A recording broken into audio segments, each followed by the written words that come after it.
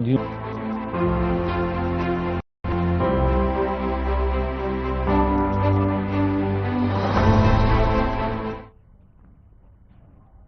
नमस्कार, स्वागत है आपका और मैं हूं आपके साथ सपना दीपक मदेशिया। बुलेटिन का आगाज करेंगे बीजेपी के प्रदेश अध्यक्ष किरण देव एवं प्रदेश संगठन महामंत्री पवन साय की सहमति से आगामी नगरीय निकाय चुनाव 2025 के परिप्रेक्ष्य में मंगलवार को की घोषणा पत्र समिति की घोषणा की गई है। बीजेपी प्रदेश महामंत्री जगदीश की जानकारी देते हुए बताया है कि वरिष्ठ विधायक अमर अग्रवाल समिति के संयोजक और विधायक सुनील सोनी सह संयोजक बनाए गए हैं। साथ ही उन्होंने बताया कि जो है पुन्नू लाल मोहले, अजय चंद्राकर, राजेश मुणत और प्रेम प्रकाश पांडे सहित कई लोग घोषणा पत्र समिति के सदस्य बनाए गए हैं। जैसे मैंने पहले आपसे कहा है, माननीय सर्वोच्च न्यायालय के फैसले के आदेश के अनुपालन में आरक्षण की प्रक्रिया हुई। जहां निकायों की बात है, क्या कांग्रेस पार्टी बात का विरोध कर रही है कि नगर निगम में अन्य पिछड़ा वर्ग को 30% से अधिक आरक्षण मिला है। नगरीय निकायों में अन्य पिछड़ा वर्ग को आरक्षण मिला है, उसका भी वो विरोध करते हैं। देखिए, कांग्रेस पार्टी केवल और केवल भ्रम फैलाने का काम करती है। वो भ्रम फैला रहे हैं। बार बार ये स्पष्ट हो चुका है। मैंने आरक्षण के बारे में विस्तार से आपके बीच में अपनी बात रखी थी। जहां तक प्रश्न आपका था, कांग्रेस पार्टी ये भी बता दे कि जितनी बड़ी घटनाएं हुई है उसका सरगना, उसके पीछे कौन लोग,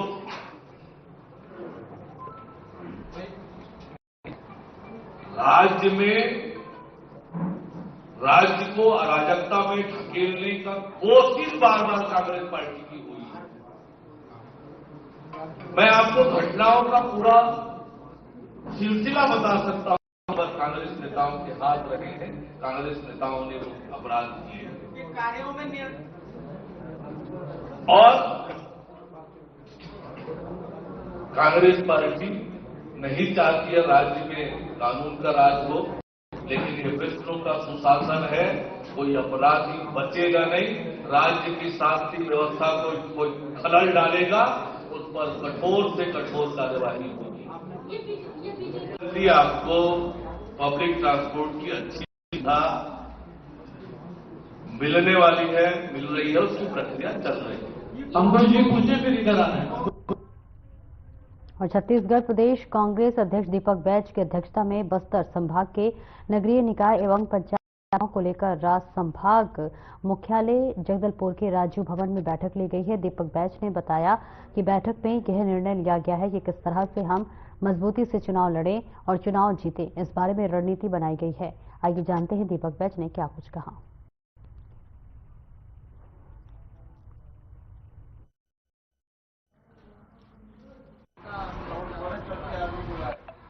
आज बस्तर संभाग मुख्यालय में संभाग स्तरीय वरिष्ठ नेताओं का, पूर्व विधायक, वर्तमान विधायक और जिला कांग्रेस अध्यक्ष और जो प्रदेश कांग्रेस कमेटी ने नियुक्त किया है, नगर पंचायत, नगर पालिका, नगर निगम, इनकी समीक्षा बैठक रखी गई और हम बस्तर संभाग में नगरीय निकाय और पंचायत चुनाव कैसे मजबूती से लड़ें और सभी नगरीय निकाय और पंचायत चुनाव जीते, इसके लिए हम लोगों ने रणनीति बनाई है।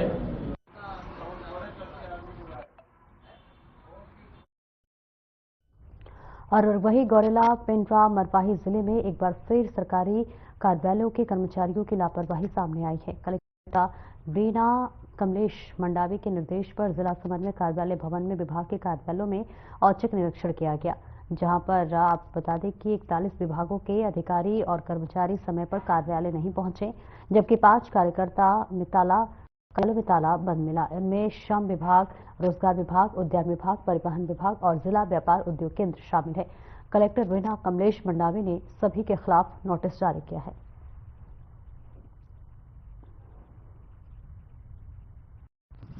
हाँ, शासन के निर्देशानुसार देखिए समय समय पे हमारे द्वारा कार्यालयों का आकस्मिक निरीक्षण किया जाता है। बहुत दिनों से ऐसी सूचना मिल रही थी कि अधिकारी कर्मचारी हैं जो समय पर उपस्थित नहीं होते हैं, इसलिए आज टीम बनाकर अपर कलेक्टर और जॉइंट कलेक्टर के नेतृत्व में कंपोजिट बिल्डिंग का निरीक्षण किया गया, जिसमें 41 विभाग के जो अधिकारी कर्मचारी हैं वो समय पर कार्यालय नहीं पहुंचे थे। इन सभी को नोटिस जारी किया गया है और जवाब आने के उपरांत जो है नियमानुसार अनुशासनात्मक कार्रवाई की जाएगी। छत्तीसगढ़ में होने वाले नगरीय निकाय चुनाव को लेकर अब सत्तारूढ़ भाजपा पूरी तरह से मोड पर आ गई है, जहां आदर्श आचार संहिता के लागू होने ही अब बीजेपी के नेताओं ने बैठक की है और इसका दौर शुरू हो गया है। इसी कड़ी में कांकेर में बीजेपी ने प्रेस वार्ता कर अपनी बात रखी। बैठक में भाजपा के कार्य की जानकारी देते हुए 2 दिनों में अध्यक्ष ने पार्षदों के नाम की बात कही है।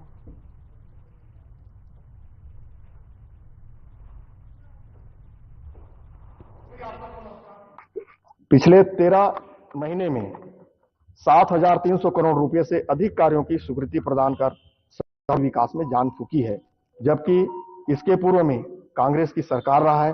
किसी प्रकार के अपने नगर निगम हो, नगर पालिका हो, नगर पंचायत हो या पंचायत हो, उसमें विकास ठप थी। जब हमारी सरकार आई है तभी बिना किसी भेदभाव के उन्होंने करोड़ों रुपए, अरबों रुपए की स्वीकृति प्रदान की है। इसी प्रकार से मिशन अमृत अंतर्गत 5 शहरों को 865 करोड़ की लागत से सीवरेज ट्रीटमेंट प्लांट स्वीकृत किए हैं। स्वच्छ भारत मिशन 2.0 के अंतर्गत जल प्रबंधन हेतु 1 लाख से कम जनसंख्या वाले 160 शहरों में 880 करोड़ लागत से 200 सीवरेज ट्रीटमेंट प्लांट की स्थापना, 1000 किलोमीटर से अधिक सीवरेज लाइन बिछाई गई है। शहरों में अमृत मिशन अंतर्गत 213 करोड़ रुपए की लागत से 45 शहरों में जल प्रदाय करने की योजना को स्वीकृति प्रदान की है। और जिस प्रकार से शहरों में जो तालाब है उनके जीर्णोद्धार के लिए भी 13 करोड़ का उन्होंने भी उसके लिए दिया है और उद्यान के लिए भी 32 करोड़ रुपए की स्वीकृति प्रदेश की भाजपा सरकार द्वारा स्वीकृति प्रदान की गई है। कांग्रेस के शासनकाल में शहरों की सफाई लगभग पूर्णतः बंद था, बढ़ चुकी थी। उसको हमारे भारतीय जनता पार्टी ने स्वच्छ भारत मिशन के अंतर्गत 2024 में 230 करोड़ रुपए की स्वीकृति प्रदान की है। इसी प्रकार से कांग्रेस ने छत्तीसगढ़ में भ्रष्टाचार को एक नया आयाम दिया है, चाहे वो जीपीएससी के मामले हो, चाहे मेहनती युवकों के अधिकार छीनने की बात हो, या शराब घोटाले की बात हो, या बिलासपुर में एफडीआर घोटाला, या रायपुर में वेतन घोटाला। ऐसे हर कांग्रेस का जो भ्रष्टाचार जो उसका चेहरा सामने आया था, उसमें हमारी सरकार ने सीजीपीएससी में जो भी घोटाला हुए थे उस पर कार्रवाई जो वादा किए थे हमने, जैसी हमारी सरकार बनेगी और हम उस पर कार्रवाई करेंगे, निश्चित रूप से उसमें कार्रवाई किया जा।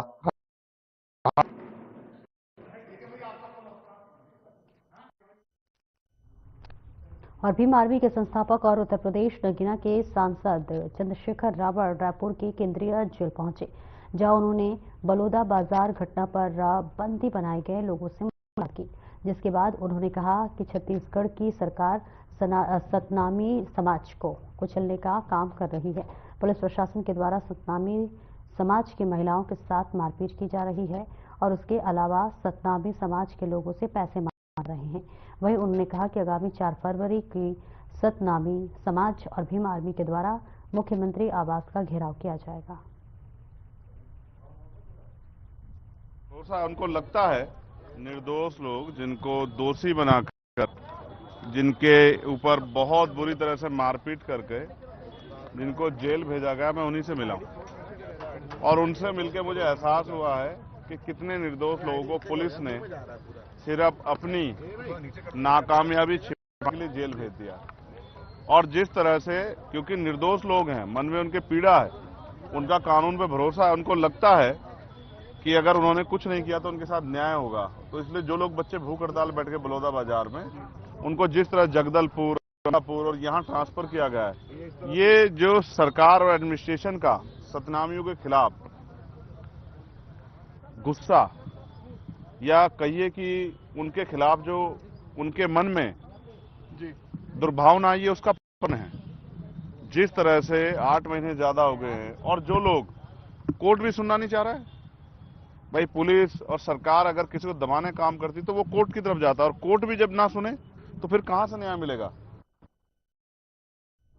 छत्तीसगढ़ मध्य प्रदेश की सीमा में लगे गौरेला पेंड्रा के पर्यटक क्षेत्र में पिछले 4 दिनों से जो है बाघिन को गतिविधियों ने श्रद्धालुओं और स्थानीय ग्रामीणों को भयभीत कर दिया है। और ये एक तरफ जहां मध्य प्रदेश वन विभाग के जिम्मेदार अधिकारी आरएफओ अपनी टीम के साथ मौजूद है, तो वहीं छत्तीसगढ़ वन विभाग के अधिकारी अपने कर्मचारियों के भरोसे बाघ पर नजर बनाकर रखे हुए हैं। वहीं आपको बता दें जलेश्वर के आसपास बाघिन लोगों के घरों तक पहुंच रही है, जिसके बाद प्रशासन ने एक परिवार को यहां पर रिश्वत रेस्ट हाउस में सरेंडर कर ली है, जहां पर हालांकि कुछ दिन पहले बाघिन को चिरमिरी में पकड़कर अचानक जो है मार टाइगर रिजर्व में कार्रवाई आईटी लगाकर छोड़ा गया है। और इसके बाद से बाघिन का मूवमेंट यह लगातार नजर रख रही है।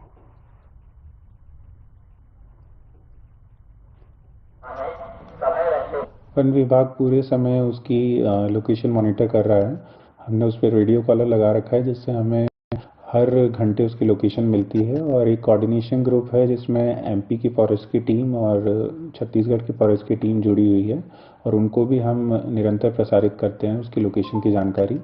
और आसपास गाँव में जो मुनादी करवाई जा रही है, और वन विभाग पूरी तरह से सतर्क है। अभी कहाँ मूवमेंट कर रहे हैं सर टाइगर? अभी जलेश्वर लास्ट लोकेशन जो है जलेश्वर मंदिर के पास में ही जो जंगल लगा हुआ है उसके पास से है, तो आसपास लोगों को उसके लिए सतर्क किया गया है। सर जी आज 3-4 दिन हो गया, 3-4 दिन से बाघ यहाँ पर बहुत परेशान कर रहा है। जंगल में आए तो समझ में आता है, बस्ती में घुस जा रहा है, बस्ती के पूरे लोग परेशान है। मैं अकेले ही नहीं हूँ, सभी परेशान है, लेकिन जिनका सुविधा वो तो रह ले रहे हैं, लेकिन फिर भी सबके घरों में आंगन में चला जा रहा है। परेशानी ये हो रहा है, आंगन में चला अभी 10 ज़्यादा आधा घंटा मंदिर के चबूतरे में घूम रहा है, तो दिक्कत होती है। इससे डर लगता है, बाल बच्चे हैं, काम धाम सब बंद है। आदमी हम गौरेला जाते हैं काम करने, इधर पेंटिंग वगैरह काम करते रहते हैं थोड़ा बहुत, तो सबको परेशानी भी है। बच्चे छोटे छोटे कहाँ जाएं बताइए। अब विचारधारा है कि आप लोग अगर रेस्क्यू कर लें तो ज़्यादा उचित है भैया। वन विभाग की पकड़ो रे पकड़ो रे पकड़ो रे। और शाजापुर में एक ऐतिहासिक पल देखा जब देश के महान सपूत शहीद आजम भगत सिंह के भांजे जगमोहन सिंह ने शाजापुर का दौरा किया है। और ये समाजसेवी नईम कुरैशी के निजी निकाय पर पहुंचे, जहां पर उन्होंने एक मुलाकात के दौरान देश और दुनिया के मौजूदा हालात पर अपने विचार साझा किए। वहीं जगमोहन सिंह ने आज़ादी के महत्व पर भी चर्चा की। उन्होंने कहा कि आज़ादी का अर्थ केवल राजनीतिक स्वतंत्रता से नहीं है, बल्कि ये हमारे विचारों, हमारी संस्कृति और हमारे समाज की स्वतंत्रता से भी जुड़ा हुआ है।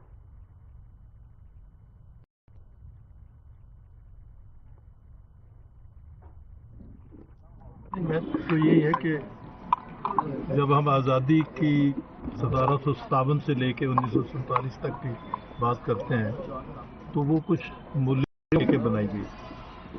आज़ादी का मतलब राज बदलना नहीं था। भगत सिंह कहते हैं कि वो युग बदलने वाली बात थी, कि एक नया समाज खड़ा कर रहे थे, जिसको हमारे अपने जो आधार है उस पर खड़ा हो रहा था। तो उसको अगर हम कायम नहीं रखेंगे तो हम आज़ादी से दूर जा रहे हैं। और माधवगंज स्थित कांच मंदिर में भव्य बारात निकाली गई, और इस दौरान मेला समिति के सदस्य, जन प्रतिनिधिगण सहित बड़ी संख्या में नगर के रहवासी बाराती बनकर शामिल हुए। श्री रामलीला समिति में नगर के सभी लोगों को भगवान श्री राम सहित चारों राजकुमारों के बारात में शामिल होने के लिए आमंत्रित किया गया था। बैंड बाजों और डीजे पर भक्ति गीत चल रहे थे, और वहीं भगवान श्री राम के दर्शन करने के लिए बड़ी संख्या में लोग जयकारे लगाए हुए पुष्पमाला पहनाकर उनकी आरती उतार रहे थे। वहीं रात को 12 बजे बारात रामलीला परिसर पहुंची है, और यहां पर भगवान श्री राम सहित चारों भाइयों के विवाह को रस्में जो है वो निभाई गई। और वहीं जिला प्रशासन और पुलिस प्रशासन ने भी भगवान राम के भव्य कार्यक्रम में सुरक्षा के पुख्ता इंतजाम किए गए थे।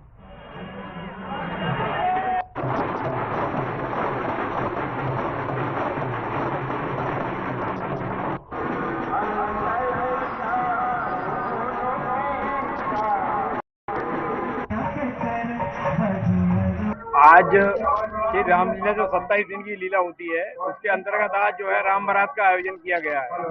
प्रतिवर्षानुसार इस वर्ष भी जो है राम बारात बड़े धूमधाम से शहर वाले का, पत्रकारों का, सभी लोगों का विशेष सहयोग प्राप्त होता है और ये लगभग 78-79 के शुरुआत हुई थी राम बारात की, जो लगातार निर्बाध रूप से चली आ रही है अभी तक। कहाँ से शुरू हुई?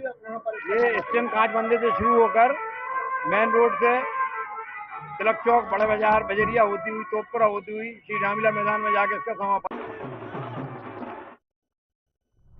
शिवपुरी जिले के नरपरा तहसील में संचालित पीएम जवाहर नवोदय विद्यालय पनघटा में प्रेरणादायक सेलिब्रिटी महिला के सेल रोल मॉडल कार्यक्रम का आयोजन हुआ, जहां पर कार्यक्रम में मुख्य अतिथि के रूप में खेल की दुनिया में बुलंदी छूने वाली भारतीय महिला क्रिकेट टीम की पूर्व कप्तान संध्या अग्रवाल शामिल रही, जिन्होंने दीप प्रज्वलित कर मां सरस्वती को उनकी प्रतिमा पर फूल चढ़ाए। और इसी के साथ साथ बता दें कि स्कूल के बच्चों ने स्वागत चंदन वंदन गीत का गान किया और वहीं संध्या अग्रवाल ने विद्यार्थियों के प्रत्यक्ष संवाद के माध्यम से विभिन्न प्रश्नों का उत्तर देते हुए उन्हें खेल गतिविधियों में हिस्सा लेने के लिए प्रोत्साहित किया। और इसी के साथ उन्होंने शिक्षा की ओर हुनर के क्षेत्र में ईमानदारी से काम करने आगे बढ़ने का सुझाव दिया।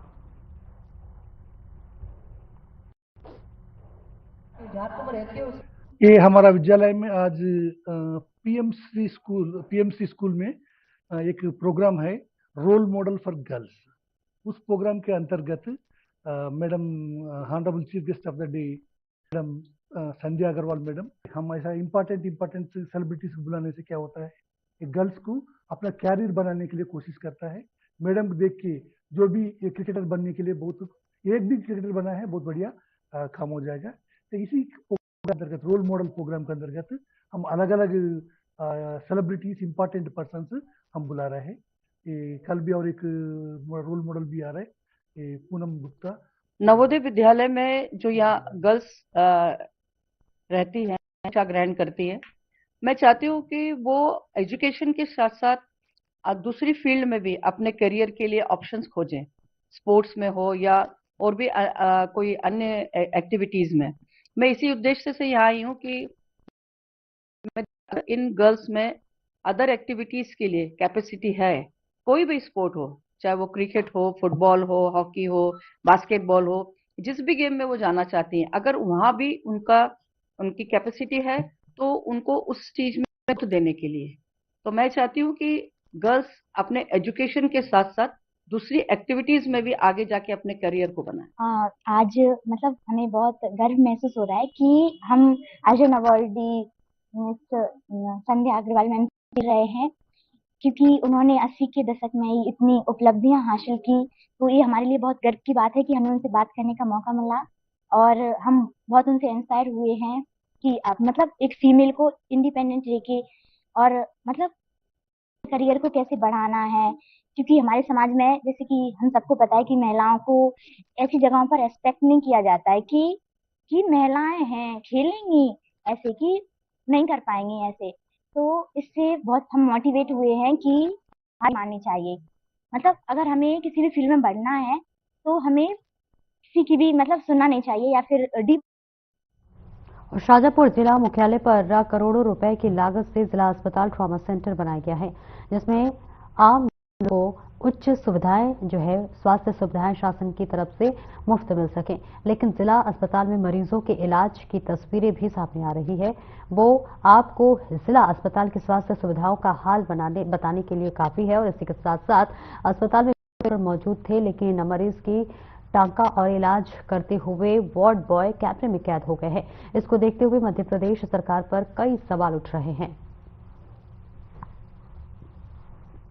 सर, यहाँ पर देखा जा रहा है कि कंपाउंडरी लिखा का काम कर रहा है, साथ में पट्टी का काम भी कर रहा है, तो क्या है सर, डॉक्टर क्यों नहीं मिल पा रहे सर, यहाँ क्या करेंगे? सभी की ड्यूटी अपने अपने निर्धारित स्थान पर लगाई गई है, सभी उसी हिसाब से अपने काम कर रहे हैं, डॉक्टर अपनी जगह पर काम कर रहे हैं और यहाँ पर जो प्लास्टर और लिखा पढ़ी के लिए अलग से जो व्यवस्था की गई वो अपना काम। सर, पर जो यहाँ का कंपाउंडर है वही लिखा पढ़ी कर रहा है, साथ में फिर वो मरीज उन खड़े हुए बाहर से आ रहे परेशान हो रहे, क्या वैसा अलग अलग जगह पर व्यवस्थाएं जमानी पड़ती है। आज हमारे एक कर्मचारी जो है और पूरी टीम डॉक्टरों के साथ में एक बजे कैंप में गई हुई है। इस तरह से अलग अलग जगह पर व्यवस्था जमानी पड़ती है, इसलिए कई बार थोड़ी कमियां हो जाती हैं। सर ये आज की बात नहीं है, अधिकतर देखा जाता है मरीज परेशान होते हैं। नहीं, ऐसा नहीं, हम लोग टॉप प्रायोरिटी पे सारी व्यवस्थाएं मरीजों के उसमें करवाते हैं और करवाते रहते हैं। करवाना एक चारा तो हो गया, पन्नी का पट्टा नहीं चल पा रहा, भीड़ हो गई यहाँ पर। अच्छा, किस बात को लेकर भीड़ हुई है यहाँ पर? ये एक अकेले है यहाँ पर, काम करने वाले अकेले हैं, इसलिए हो रही यहाँ पर। कब से परेशान हो रहा है आप? हमें 1-2 घंटा हो गया। क्या कंपाउंडरी, क्या लिखा पढ़ी का काम और साथ में लिखा पढ़ी का काम करते वही पट्टा चलाते हैं। आपका नाम? सादिक। कहाँ रहते हैं आप? बनवाड़ी रहते हैं।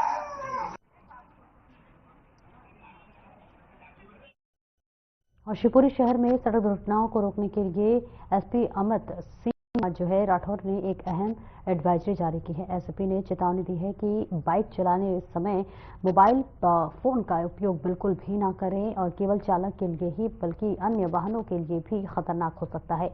उन्होंने वाहन चलाते समय फोन का उपयोग नहीं करने के लिए कहा है और साथ ही कहा है कि जो इसका पालन नहीं करेगा उसके खिलाफ चालानी कार्रवाई की जाएगी।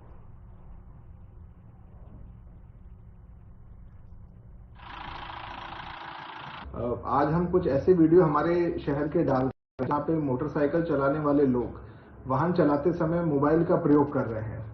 वाहन चलाते समय मोबाइल का प्रयोग करने से न सिर्फ अपनी स्वयं की सुरक्षा को, अपने जीवन को हम खतरे में डालते हैं, अपितु जो सामने भी व्यक्ति जिससे कई बार हम टकरा जाते हैं और जिसकी कोई गलती नहीं है, उसके भी सुरक्षा को, उसकी सेफ्टी को हम लोग खतरे में डालते हैं।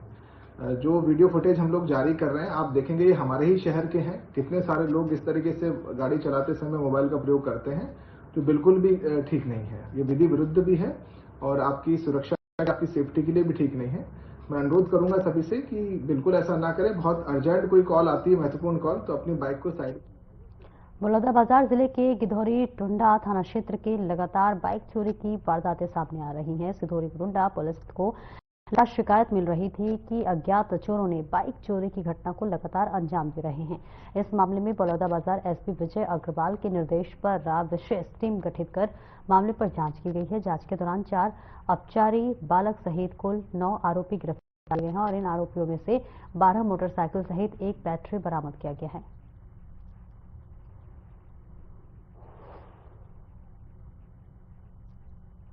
दिनांक 19 तारीख को थाना गिधौरी में एक रिपोर्ट आई।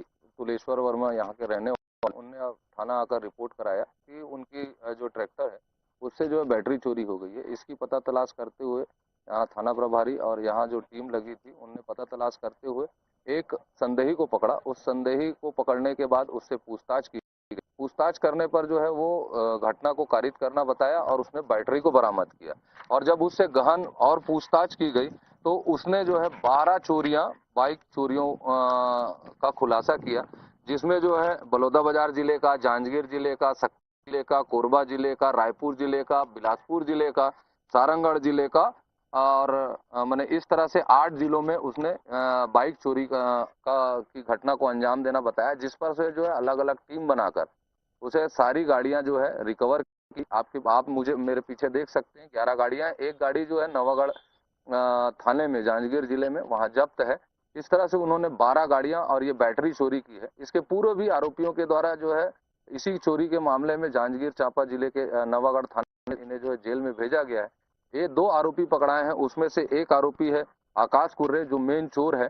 और उसके बाद जो गाड़ी खरीदने वाले हैं उसमें से खेल प्रकाश बघेल, राकेश राठौर, राजेश राठौर और किशन सैफ हैं। इन लोगों ने जो है चोरी की बाइक खरीदी थी। इस तरह टोटल जो है 5 मुलजिम हिरासत में माने गिरफ्तार किए गए हैं। इन्हें आज न्यायिक हिरासत में भेजा जाएगा। इस तरह माने बाइक की जो टोटल कीमत है। और कर्ज में डूबे किसानों की धान बेचने के बाद भी राहत नहीं है। किसानों ने बैंक से कर्ज लेकर धान की फसल तो तैयार कर ली है, लेकिन धान शासन के पास दिसंबर को 10 तारीख को बेच भी दी। पर सैकड़ों ऐसे किसान हैं जो कि रोज हाथ पे जो है धान की पर्ची लेकर दफ्तर की तरफ चक्कर लगा रहे हैं। किसान अपनी धान की राशि के लिए कभी जो है लैंप्स तो कभी तहसील ऑफिस के चक्कर लगा रहे हैं, पर किसानों को कहीं से भी राहत नहीं मिल रही है। धान बिक्री के 1 महीने से अधिक समय होने से भी कई किसानों के खाते में ऐसा नहीं आया, जिससे किसान भारी परेशानी में है। किसी के घर में शादी है तो किसी के घर में बीमार का इलाज के लिए पैसा नहीं है। मेरा नाम समीर ढाली है। क्या परेशानी है? परेशानी यह है कि हम लोग दिसंबर 10 तारीख को धान बेचे हैं 2024 को, अभी तक हम लोग का पैसा जमा नहीं हुआ है। अधिकारी क्या बोल रहे हैं? अधिकारी के पास तो 1 महीना 10 दिन से घूम रहे, तो बोल रहे कि जमा कर देंगे जमा कर देंगे। कई बार आवेदन भी दे चुके हैं, तो अभी तक कोई कुछ नहीं हुआ है, अभी तक पैसा जमा नहीं हुआ है। कितना कुंटल धान? 102 कुंटल। क्या लगता है अधिकारी समुचित रूप जवाब नहीं दे रहे? नहीं दे रहे, 2-4 बार तो गए हैं उधर, और 1 महीना 10 दिन से घूम रहे, ऑफिस के चक्कर काट रहे, तो अभी तक तो कोई ये नहीं हुआ। क्या ऊपर आवेदन देते जा रहे हैं हम लोग, तो कोई फैसला तो अभी तक। क्या चाहते हैं? हम लोग चाहते हैं कि हम लोग का पैसा जमा हो जाए। हम लोग बहुत कर्जे में है, दूसरे को पैसा देना है, ऊपर से बैंक खाते में पूरा लोन भी है, उसको भी चुकाना है। विश्वास कौन सा गाँव के हो? 74 के। किस प्रकार की परेशानी है? परेशानी है, धान दिया था तो धान का पैसा अभी तक नहीं मिला। 4 बार। कितना दिन हो रहा है धान? धान दिया गया महीना में 10 तारीख को, पैसा नहीं मिल रहा? पैसा नहीं मिला। क्या बोल रहे अधिकारी? अभी वो अधिकारी तो बोल रहा है ये करो वो करो, हाँ लिखित कुछ दो दिया है बहुत कुछ, तो अभी तक तो कोई परेशानी हमको नहीं हुआ। पैसा भी जुआ नहीं होता है। आदमी से कर्जा लिया वो दे नहीं पा रहा है। कितना रुपए करके ब्याज ले रहे हैं? वही 4 रुपये ब्याज। कितना रुपए लिए ब्याज? लिया 30,000। अमित राय। क्या परेशानी हो रही है? ये पिछले महीना 10 तारीख को धान दिए थे, दिसंबर के। कौन सा केंद्र? 89 नागालैंड। अधिकारी क्या बोलते हैं? अधिकारी के पास आने से बोलते धान का पावती दो, दिया हूँ, व्हाट्सअप करके देता है, आता नहीं पैसा। उसके बाद 3-4 बार ऐसे किया हूँ, उसके बाद फिर बुलाता है, आया हूँ, फिर बोले तो बोलते फार्म भर के लाओ, फिर फार्म भर के लिया हूँ, फार्म भर के भी जमा दिया, तो भी अभी तक पैसा जमा नहीं हुआ। कितना दिन हो रहा है फॉर्म? 1 महीना 10-15 दिन हो रहा है। कितना कुंटल धान दिया? 54 कुंटल। परेशानी हो रही है? परेशानी तो हो रही है, क्योंकि दूसरे से लिया था उसको भी दे नहीं पा रहा हूँ, अपना खेत का भी संभाल नहीं पा रहा हूँ, उधर लोन भी देना है, लोन भी नहीं दे पा रहा हूँ। ऐसे कितने लोग होंगे जो घूम रहे पैसे के लिए? ऐसे सुना तो हूँ यहाँ आके। फिलहाल इस बुलेटिन में इतना ही। नमस्कार।